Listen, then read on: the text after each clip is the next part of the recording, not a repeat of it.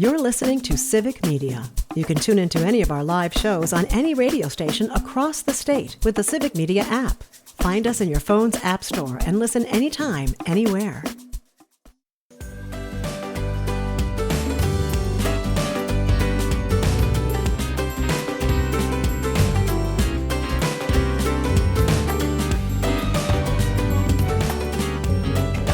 Live across Wisconsin on Civic Media. You're listening to Mornings with Pat Kreitlow, powered by Up North News. Now, from our Lake Wissota studio, here is the founding editor of Up North News, Pat Kreitlow. Hey, good morning. Welcome back. Nice to have you here up north on this September 17th, Wednesday morning. September 17. Keep that number 17 in mind as we talk to our next guest, Corrine Hendrickson, about the 17th State Senate District. Details to come right after Brittany's weather. And then in our next hour at 8:35, we will be talking to State Representative Francesca Hong, who announced this morning that she too will be running for Wisconsin governor next year. So we have a gubernatorial candidate coming up in our 8 o'clock hour. And that's not all. There's also tomorrow we'll be talking with former Racine Alderman Trevor Young, who has just announced his candidacy for the state Senate in the 21st District, the seat held since 2010, I believe, by Republican Van Wangard. So a lot to cover this week with the change of seasons, not just back to school, not just fall, campaign season as well. But let's get to the fall part of the season with meteorologist Brittany Merlot, who joins us along with Parker Olson, who's producing things down at Madison Studio A2. And I did not realize, because it's dark at the start of the show here, so the show is well underway for me to notice it is really foggy up here on Lake Wissota this morning. Is that something we're seeing all over the place? Yeah, definitely up north right now. Dense fog from Eau Claire through Hayward into Ashland and Superior. That's going to be here for about another hour or two. Temperatures, too, right now in the mid-50s to mid-60s across the state. And we're also seeing a few thunderstorms starting right now, pretty much from Amory through Rice Lake, and that could extend towards the Minocqua area, too. We have a front just sitting here over the northern part of the state this morning. So that's kind of the case as we go through the next day. This front is going to slowly make its way south through the state, and then the system, the low pressure itself, will eventually move into the state for the weekend. So yes, wet weather ahead and cooler temperatures too, but not today. We're still looking very warm across the state, low to mid 80s everywhere. Some of us will be nearing 90 once again. It will be a sunny day, especially south into Madison and Milwaukee. Clouds will be increasing though west and north throughout the afternoon. Drizzle is possible far southwest midday. And then we're looking at more small storms sparking up again this evening, especially northeast in our state. And then tomorrow, cooler, slightly cooler, especially north, only mid-60s up north. 80s will still be felt down south tomorrow. Scattered spotty showers are expected kind of statewide, very isolated, very brief and small.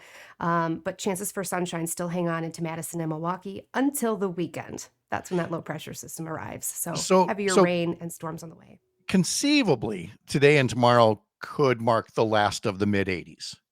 It could. It could, unless we get a nice little warm spell in October, which does happen, by the way. It does. Even in November, it's happened. So. Yes. Okay. So shut up, Pat. Don't get ahead of yourself here. Good morning from Tigerton, writes Rob. Partly cloudy and 59 degrees. It felt a lot like mid-July rather than mid-September. Yesterday was busy mowing lawns in Wittenberg. To me, this is the first that has been actually dry, a lot of dry grass that's drying out for the first time since spring. Today he's got a mowing job in rural Tigerton, a doctor's appointment in Shawano, and he writes no fog in the Tigerton area. Tony writes that these 80-degree days have been killing me. It's so hot and I refuse to turn on my air conditioner. You live on Lake Superior. You have the world's greatest air conditioner up there, Tony. The Tony also adds, it was so foggy I could barely see the turkeys crossing the road. Unacceptable. You got to be able to see the turkeys when they're heading across. And the deer up there. Yes, exactly. And so that's from Tony and that's from Rob. And we'll have more from Brittany coming up in 1 hour. Brittany, thank you so much. Appreciate it. Thank you. All right. Also a note up here from our friends at Motherhood for Good, who are saying good morning. I sense they maybe want to hear more from one of our next guests coming up. This is a candidate announcement kind of day. candidate announcement kind of week. You had State Senator Kelda Roy's getting into the race for governor a couple days ago. I just mentioned State Representative Francesca Hong also joining the governor's race. There are state Senate candidates, one I just told you about in the Racine area, and now one potentially in the New Glarus area, as we welcome in Corrine Hendrickson to tell us what she's going to be up to later today, former childcare provider in the New Glarus area. Corrine, good morning. How are you? Good morning. It's still really weird to hear former in front of that. I completely, it's weird for me to say it, and it's not something we necessarily like to dwell on, but the thing that's prompting, your change in what you do on a day-to-day basis is rooted in a Wisconsin legislative leadership team that did not ever seem to take everything that you said seriously about just how serious childcare and other issues are for Wisconsin families. And so consequently, what's that meant for you? What is it that you plan to be doing throughout the day today? So it means that I guess I have to do it myself. There you go. So I am officially running for State Senate District 17. That is the southwestern part of Wisconsin, which we have some really good progressive Democratic roots, and we just need to get back to them. And a lot of it comes down to the lack of affordability in our daily lives, whether it's groceries, childcare, our property taxes continuing to increase because our state refuses to invest in our public schools appropriately and instead is cutting taxes for the wealthy and to keep the powerful in power. So at 10:30 this morning, I will be launching at the New Glarus Village Park. Super excited because in New Glarus, it's a tradition to have elk horns, and there will be elk horns there as well. So I'm hoping that lots of people will join me and support me in my newest adventure. Those are those big Swiss horns, like you're as if everybody's going to get a Ricola lozenge or something at this point. Maybe that should be my thing. There you go. Instead of tossing candy at parades, you're tossing cough drops. It could be whatever works for you. Now let's take care of the elephant in the room, or shall we say the donkey, because we're going to be talking about primaries, and that 2026 is probably going to be a year unlike any other in terms of primaries. You've got an open governor's seat, an open lieutenant governor's seat, an open secretary of state seat, and you've already got 3 Democratic candidates announced in the 3rd congressional district, and now you have in these state senate districts at least 3 different state senate districts. Now there will be primaries as well, and that includes in your district where Representative Jenna Jacobson has also already announced. In this case, let's just bring it down to this particular example in the 17th Senate District. There is a motivator for multiple Democrats to want to run, and that's because the Republican incumbent, Howard Markline, chairs the Joint Finance Committee. So, I mean, all the more motivation for Democrats to jump in, right? Oh, absolutely. I also find it interesting that so far, the Senate 17 is all women. Lisa White is also running. And the CD3, which is Van Orden's, is all women too. So I feel like there's a little bit of, women wanting to make sure that we can take care of our families and our communities and stepping up into this space. I think it's good there's a primary. I think we can, learn from each other. I think the voters have a right to choose because, we fought for gerrymandering. So that's part of why there's so many also interested. This seat is now winnable because the lack of gerrymandering. In our state, we have fair maps, but at the same time, have a robust primary because that's the way for the people to decide who they want on their party ticket, I guess you would say. So I'm looking forward to, getting to know people and proving, that I'm the hardest worker and I'm the best for the position. The comments are already coming in, including from Tony, that says it seems like a great opportunity for new faces and for new ideas as well. And now, again, I'm not looking to make Senator Howard Markline, the issue is certainly not the centerpiece of your campaign, but the symbolism of a co-chair for joint finance in budgets that cycle after cycle after cycle seem to be out of sync with what he and others are hearing at all those budget public hearings around the state. Again, seems to be rather representative of why anybody is running for legislature around Wisconsin this year. Oh, absolutely. When you look at the Joint Finance Committee hearings, when you look at the Assembly and Senate hearings in office at the Capitol, they're being told over and over and over again, this is what we want, this is what we need. And then they refuse to do it. 2 years ago, when they did the special session for the workforce, they had 200 people send letters, 100 people show up and speak to the fact that they wanted this special session bill to pass. And after the hearing, they put an amendment in and completely gutted the whole thing. And so really, we need people that are not just going to say they're listening and that they understand there's a problem, but that they care enough to do something about it and are willing to go outside of their box that they put themselves into, of their opinions of what's important to, it feels like almost it's what's important to them themselves, instead of listening to what their constituents have to say. Well, I think it's pretty clear, talking to Corrine Hendrickson, state Senate candidate in the 17th district, what you're going to be hearing from Republicans and others, because I mean, we've been hearing this for 15 years or more, and it's going to go something like this. Well, there she goes again. Here's another tax and spend liberal. And she and Tony Evers and everybody else, they just want to tax and they want to spend. And, we're the ones that are holding the line on taxes. We're the ones that are holding the line on spending and being more fiscally responsible. That's what you're going to hear over and over again. So now that I've teed that up, what are you going to tell the voters? So it's more of an investment. It's more, how do we spend the money that we take in for taxes? Currently, our state budgets have been to the point where they encourage the people who have the wealthy and the most money to keep as much money as possible, to hoard that money. And meanwhile, the rest of us are working as hard as we can. And we're not seeing that money. We were promised with some of these tax credits that job growth would happen, job creation would happen. We don't need to raise the minimum wage because the employers will do it automatically for us. And that's not what we're seeing. What we're seeing is that those tax cuts have actually starved our public schools from the resources that they need. And I'm really worried, and people in my area are really worried about this next year with all the referendums that are likely to come, or, if they don't pass, or schools really, don't want to continue to increase property taxes. What are they going to cut? The first thing is music and art and, sports and musicals and all the things that enrich our children's lives and, make them want to go to school as well, and just make them more well-rounded individuals, and then allow our communities to have things that we come together over. The musical sells out every year here. I have Elk Horns coming today. If we don't have a music program, there won't be kids who can play those instruments. We won't have the fundraisers at, the festivals, because there will be no music at those, because our state is refusing to invest and cutting it. Same thing. We have a dire workforce shortage, but we have a huge number of parents of young children who want to work, but they can't because they cannot afford and access childcare.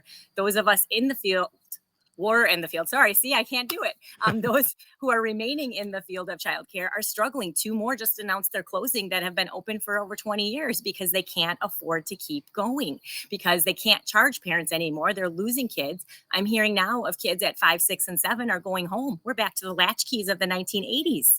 And it's just not safe, and it's scary, and it does not have to be this way. So again, it isn't tax and spend. It's invest our money appropriately so that we recoup those losses, that we recoup that money, and we grow our economy, we grow our communities, and we, have our kids can come back to the small towns that they're vacating right now, because there just isn't anything for them in there. Yeah, and you've definitely made the link, not just for childcare to then K-12 education, but again, to small businesses. There are all kinds of employers that are practically begging the legislature to do something because they're losing too many good workers to this childcare crisis as well, and they want well-educated workers. So you're going to hear these themes and more from Corrine Hendrickson. Her website is CorrineFor17.com. Corrine is CORRINE. CorrineFor17.com, and on all the social media sites, just put in Corrine for 17 as the handle, and you will get her on Facebook, Instagram, TikTok, and more. Corrine, thank you so much for taking time to make your announcement with us this morning. We really appreciate it. Have fun with the horns at the announcement, and we'll talk again real soon. Yeah, sounds good. Thank you so much for having me. You bet. Pleasure seeing you, and best of luck as you move forward. Again, there are going to be primaries in several races here, so really keep that August date in mind if you plan to vote Republican or Democrat, and get to know the candidates in your local community. We'll have our homeroom segment coming up in just a bit. I'm Pat Kreitlow. This is the Civic Media Radio Network.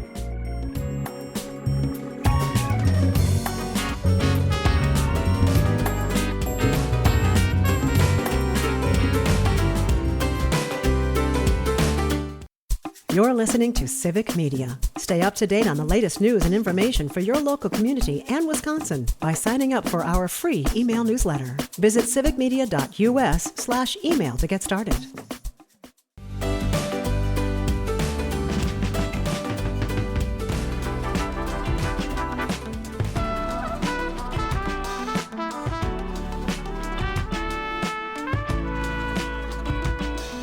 Remember, you can sign up for our newsletters, upnorthnewswi.com. Click subscribe up in the top banner, and you can subscribe to Sunday Mornings with Pat Greitlow, all about political news of the past week, and also our weekday version, which today includes a story on when you can expect peak fall color at your favorite Wisconsin destination. Travel Wisconsin is putting that together, and we have an article about that in the newsletter. Also, an article about Wisconsin parents who are rightly concerned about the cuts that Donald Trump and Republicans want to make to Head Start, which is a critical link for vulnerable children to receive a good education. Again, that's in our newsletter. Sign up at upnorthnewswi.com. The Brewers were winners yesterday against the Los Angeles Angels. Final score was 9-2. Christian Yelich hit home run number 29. He had 3 runs batted in. Freddie Peralta struck out 10 over 6 innings. He won his National League leading 17th game. Peralta allowed only 1 run on 2 hits. He walked only 2. He struck out the side in 3 different innings. Brandon Woodruff will get the start in tonight's game 2 against the Angels. Pregame begins at 6:05 on several stations across the Civic Media radio network. Of course, the Packers are back in action this coming Sunday at noon against Cleveland. You can hear the pregame starting at 10 a.m. Sunday on some Civic Media stations. And the Wisconsin Badgers football team opens the Big Ten part of their schedule this Saturday. They will be hosting Maryland. And again, 9 a.m. for the pregame this Saturday on some of the stations of the Civic Media radio network. I guess we can tell the story now of Corinne Hendrickson's announcement, because she's mentioned a couple of different times how she wanted to kind of make it official here first, because it was on this show when she was talking about having to close her childcare center in New Glarus because of an unresponsive legislature, that she said something along the lines of, well, I guess I might just have to run for office. And as people got to talking about that, she said, well, I did mention it first on your show. We should probably share the final announcement here, the formal announcement. And I'm very thankful that she followed through and did, because the actual announcement will be at 10:30 this morning in New Glarus, but it was very kind of her to come share it with us today. Usually what happens is the announcement comes and then they kind of do the media tour afterwards. For example, Francesca Hong made it official in the 6 a.m. hour that she's running for governor, and now she will be joining us just over an hour from now at 8:35 to run for governor. Some of the reaction is already coming in to Corinne Hendrickson's run from Adam. Comment on YouTube: as a resident in the 17th district, I'm so happy to see the excitement to challenge the incumbent. That would be Republican Howard Markline. And Corinne talked about all the women running for office. 3 women now in the 17th Senate district, 3 women running for the Democratic primary in the 3rd congressional district. And Tony puts up typical lazy men not getting involved. For example, Pat refusing to run for governor. Shake my head, he says. Well, Parker, what do I do? Do I prove him wrong and make my own announcement? Well, I mean, and if I did, where would I do it? Would I do it on my own show, or would I give somebody else the scoop? I mean, Todd Alba. I'd probably announce on his show. Yeah, because it's not as much of a bang if you do it on your own show. Right. I mean, people might think you're just goofing around. You show up on somebody else's show. Yeah, and Todd Alba he's a bang. In fact, I could take it a step further. I could announce on all the different shows. I could announce I'm running for governor on Todd's show. Then I go on Maggie's show and say I'm actually running for attorney general, because she's an attorney, so she could quiz me on that. And then the next day I join Jane and Greg and say, on second thought, Secretary of State. That's it. So it's my thinking out loud tour. What should I run for tour of radio shows? That actually could be quite the little scam. Scam. It would be a scam. That's what it would be. Tony saying announcements come in 3s, 2 so far. Yeah, quite possibly. And Eli says Corinne's explanation of spending in the right places hits the nail on the head. It absolutely does when she talks about those investments, because it is such a knee-jerk thing to hear Republicans go tax and spend, tax and spend, tax and spend. And they've lost all credibility on that with this most recent bill from Trump, the big bloated boondoggle. Because it's not cutting spending. It's cutting the things that you're paying your taxes for. It's cutting healthcare. It's cutting nutrition programs. It's cutting farm conservation programs, but it's not saving anything. This is literally just robbing from the poor and giving to the rich. And so the whole tax and spend, deficit spending thing, Republicans have absolutely zero credibility anymore. They had credibility literally for decades in this era of Reaganism. But the record proves time and time and time again, they don't actually save any money. They cut services, they give tax breaks to the wealthy, but the only times, for example, that the federal budget has been under control has been with Democratic presidents. They're the ones who are more fiscally responsible because they take our tax dollars and actually put them to use for us. Look at how this job market has softened so badly, so quickly. The difference between a Biden administration and a Democratic Congress that was making investments of our tax dollars into infrastructure and all kinds of other things versus now all we're hearing is cutting and cutting and cutting, but we're not saving any money. It's just going to be tax cuts for the very well off. But I mean, what to expect from somebody who is really only focused on enriching himself and his friends, as the president is. And the last example I'll leave you with is this rumor that TikTok is finally going to have a new buyer and that it won't be a simply Chinese-owned company anymore. But it looks like the ownership is going to be from people associated with Oracle and other companies who are buddies with Donald Trump. And it's just more consolidation of the media. It's almost like what happened in Hungary with Viktor Orban. It's kind of the Orbanization of the media, where the companies are still going to take money from us, but they're going to bring more value to the billionaires who own them because we have that much less competition out in the marketplace. Our homeroom segment is coming up right after the Midwest Farm Report. I'm Pat Kreitlow. This is the Civic Media Radio Network.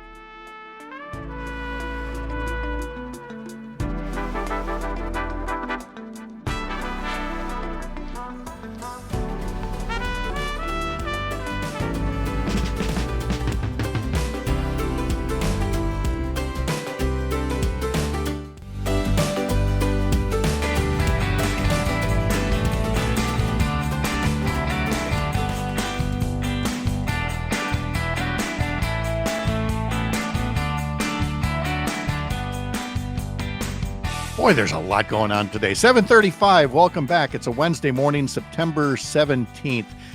We just heard from Corinne Hendrickson announcing her candidacy for state senate. 1 hour from now, we will be talking to State Representative Francesca Hong all about her run for Wisconsin governor, joining a growing field there. Tomorrow, we'll be talking to Trevor Young, who is a former Racine alder who has just announced he's running for state senate in the 21st district over in the Racine area.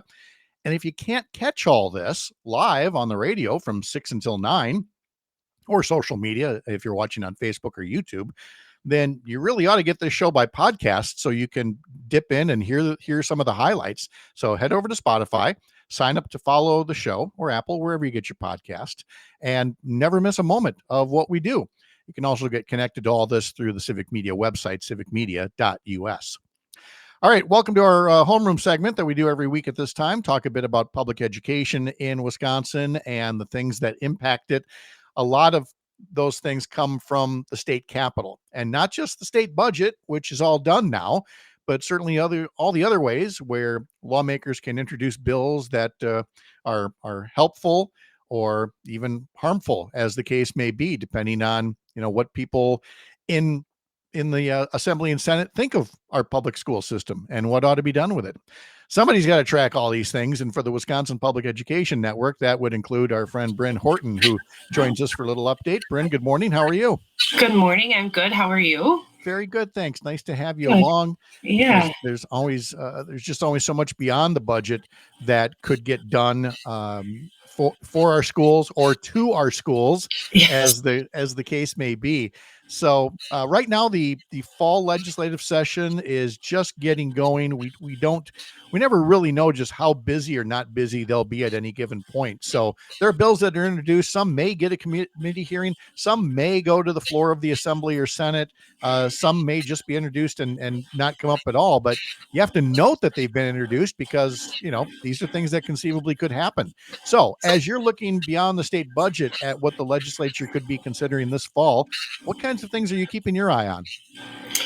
Yeah, so I think the main thing that we're keeping an eye on, which I feel like the fall is always a time of hurried introduction of bills because they haven't really done much since the budget passed. But both sides of the assembly introduced, well, they haven't been formally introduced yet, but gave press conferences on packages of education bills that they're planning to introduce to the legislature soon. I would imagine they're getting co-sponsored, and so it's interesting to see the play between both of those sets of packages. Do you want to run through like the highlights of each package, the Republican package and the Democratic package? Yeah, and this is fully going off of the press conference, Sure. Yep. press conferences that I've listened to because I haven't seen the bill texts of them yet. But the Democratic side is introducing bills for healthy school meals for all, which has long been a topic that that the Democratic Assembly members have tried to get through in the last couple of sessions. There is a bill about voucher transparency and having the impact of those dollars on tax bills, and then also there is a bill around budget and financing and the things that they're trying to do to balance out the lack of funding that came in the budget. And then the Republican side, my understanding is there's a bill around math curriculum and changes to math curriculum. I'm sensing that might have some of the same type of connotations that Act 20 did for reading. That's the guess that I'm going from that one. And then a parents' rights bill, which is also a bill that they've tried to get through a couple times in the past. And then also some bill around school discipline and teachers being able to do what they need to do to help with student behavior. Since that seems to be a talking point across the nation of teachers not feeling like they have the ability to do what they need to do to control student behavior. So those are just some of the things that you might see in the Democratic package of bills, in the Republican package of bills. Looking at some of the things that are on the Wisconsin Education Association Council website and things that they're following, you also see kind of the same shall we say, division between the two parties, where one is looking to maybe enhance prep time for teachers, while another may be seeking to micromanage prep time for teachers.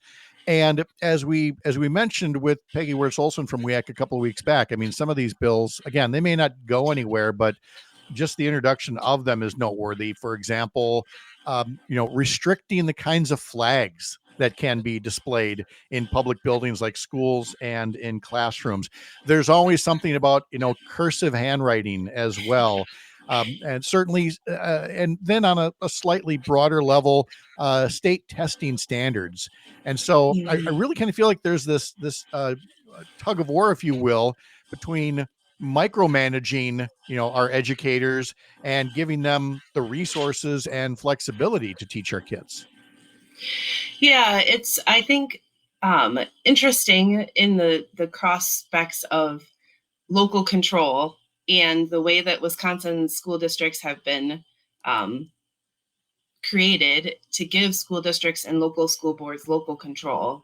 And yet they're constantly being given ways that they need to do things, even though that might not be something that works well in their local school district. And so I think that's a constant look, at least, is how are we making sure that school boards are being able to have their local control rights that they were given by the state statutes. Mm-hmm. We also have, we talked about this recently. It was kind of news to an old guy like me that cell phone bans, are, I guess I just thought they were there, and they're not. And it's become a hot discussion topic again. And I'm sure that I think there's at least one bill dealing with cell phone bans, and there will probably be others that you'll have to track in the Capitol as well. Yeah, and that's interesting because I believe that the cell phone bills tend to have bipartisan support. And what I've heard from that is that because there are a lot of school districts that have their own policies, and what I've heard is that their hope is to, in order to pass a bill like that, that school districts then have the ability to be able to say, oh, see, it's not us. It's the state telling us that we have to do this. So when there's pushback, that they have something to fall back on, which I guess is a nice way of them thinking that that's good that the state, that we can fall back on the state. But I do think there's still a need of there's a reason why we have that school districts have local control, because school districts are so very different from each other across the state. Yeah. We're talking to Bryn Horton, and she follows for the Wisconsin Public Education Network the various bills that get introduced at the state capitol that could have an impact on our schools and on your kids' education. And again, from the Republican side, we see just such a focus on issues that involve such a small percentage of what goes on in society, much less our education. In this case, I'm referring to various gender restrictions on participation in sports and other activities. That's another bill I'm assuming Republicans will try to bring up and push, even though they know that Governor Evers would likely veto anything resembling that. Yes, that's absolutely true. And I do believe that there is a lot of talk about the fact that the Senate might not possibly go into any more floor sessions the rest of this year. And so even though, introductions happen, and those bills will definitely get referred to committees and actually have public hearings, which doesn't happen for a lot of bills that could actually fix things or help things in the school districts. It's those dividing bills that get public hearings. Right. They do. And I'm sure there will be something. There is a bill, of course, to require English only in schools. We talked about the flag display. There's another bill that would require, the national motto, "In God We Trust," to be displayed in all courtrooms.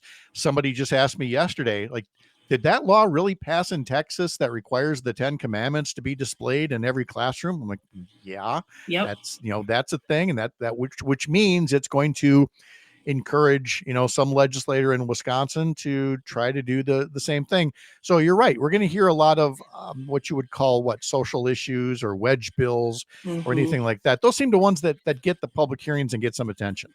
Yes, absolutely. And there's never any funding attached to those.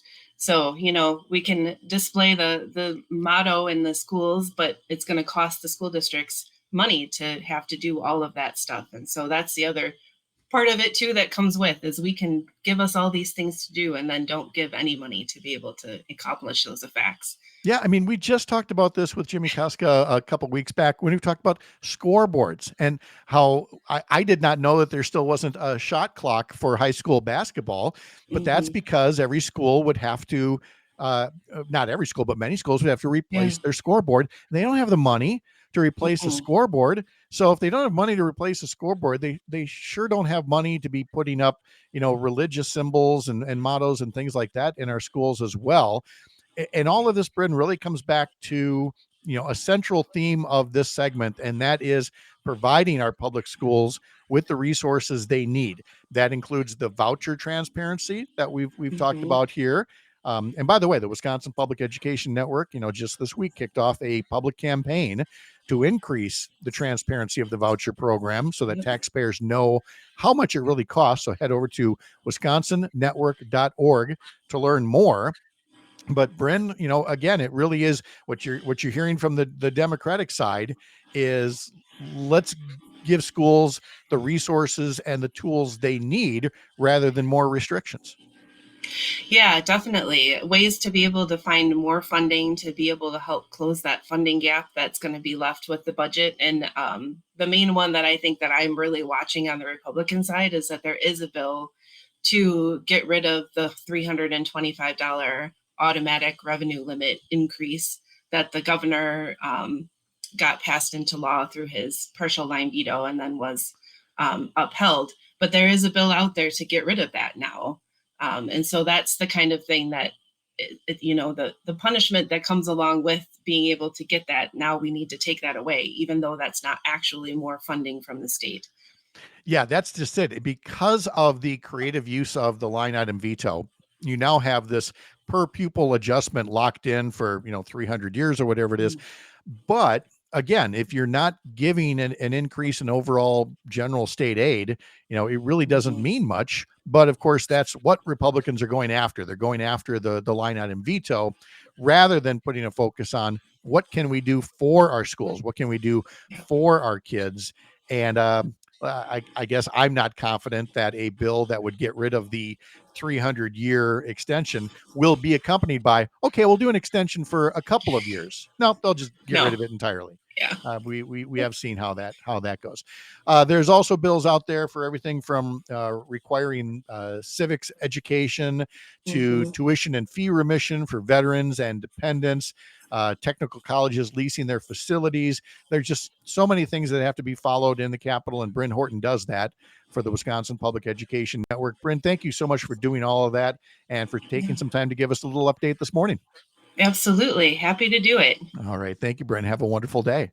Thanks. You too. As we mentioned, it is a day of campaign announcements. Corinne Hendrickson announcing her run for state senate earlier this hour. And then less than an hour from now at 8:35, State Representative Francesca Hong, newly announced candidate for Wisconsin governor, will join us to talk about why she has chosen to run for that office in 2026.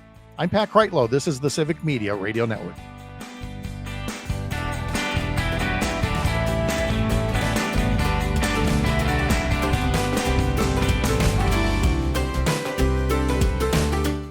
You're listening to Civic Media. Find the latest news, information, and archives of all your favorite shows on the Civic Media website, civicmedia.us.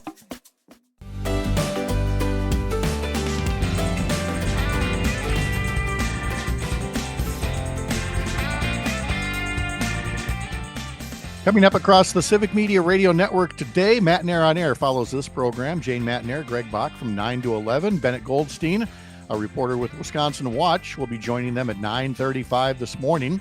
The Todd Alba Show, you can catch that from 2 to 4 today, and then the Maggie Dawn Show from 4 to 6. At 5:06 this evening, in the 5 o'clock hour, General Russell Honore will join Maggie to discuss putting the military into the streets of American cities. Also on Maggie's show at 5:30, we'll hear from State Senator Kristen Dassler-Alfheim about increases in health insurance premiums. And then you can hear Nightlight with Pete Schwaba from 6 until 8 this evening. Actor Mike McGill from Shameless will be joining Pete at 6:30 this evening, and comedian Greg Schworm will join him at 7:20.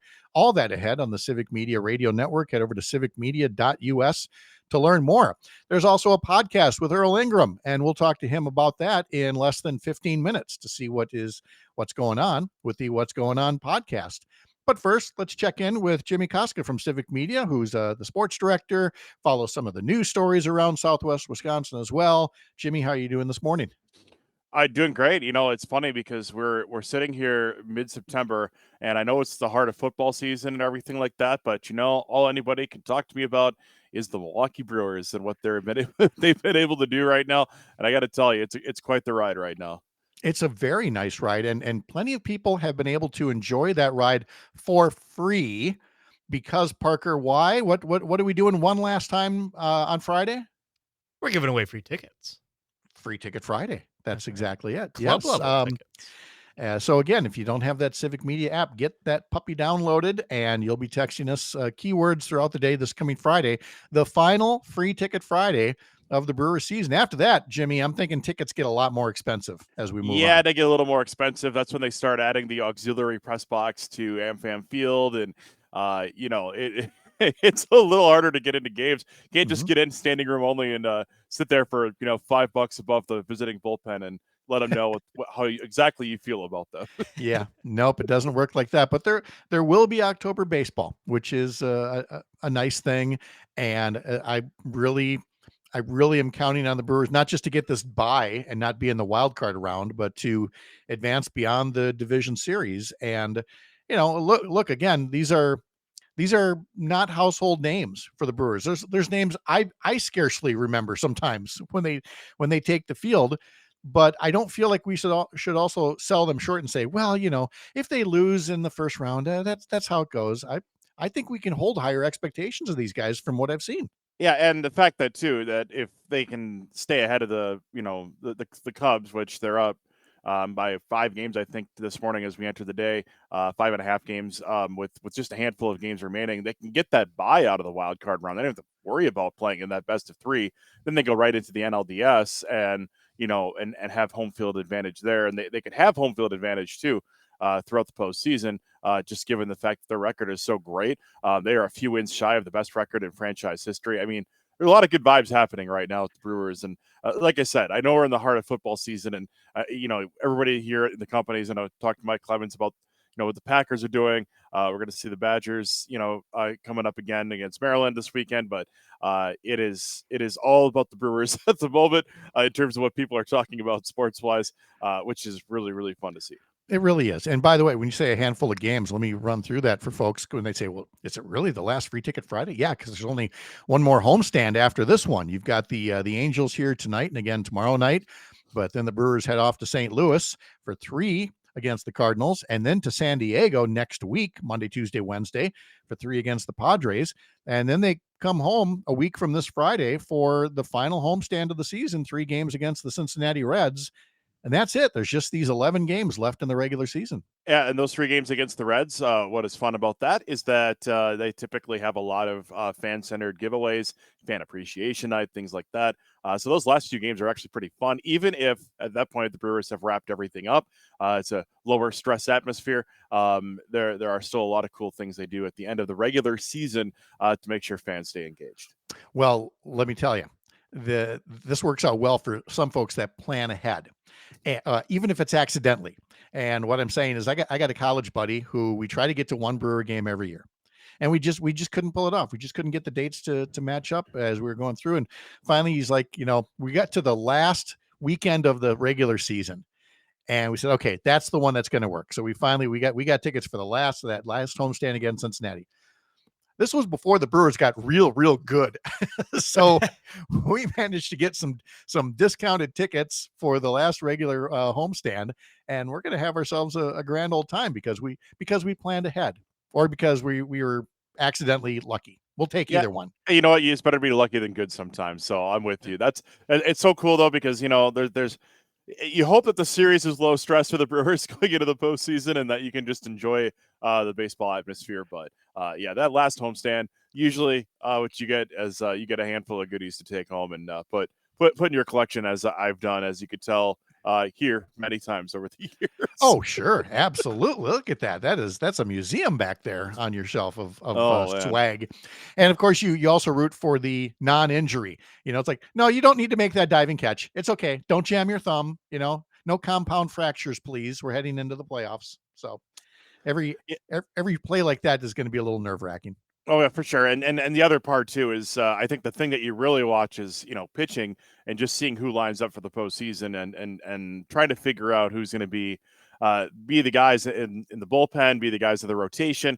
Typically in those first couple of rounds, you're talking about a pitching staff carrying just 12 guys.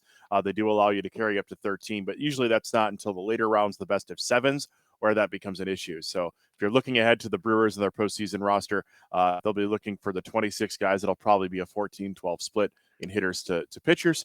But then as the playoffs go further, if the Brewers are fortunate enough to get to those points, that's where you would see them add the extra pitcher. So watching how the pitching staff and the rotation sets up for the playoffs is one of the more fascinating parts of MLB baseball. Civic Media Sports Director Jimmy Koska, great to talk to you. Have a great day. Thank you, guys. Thank you, Jimmy. All right, coming up in our next hour, we will talk to Earl Ingram from the What's Going On podcast through Civic Media, and new candidate for governor, State Representative Francesca Hong. This is the Civic Media Radio Network.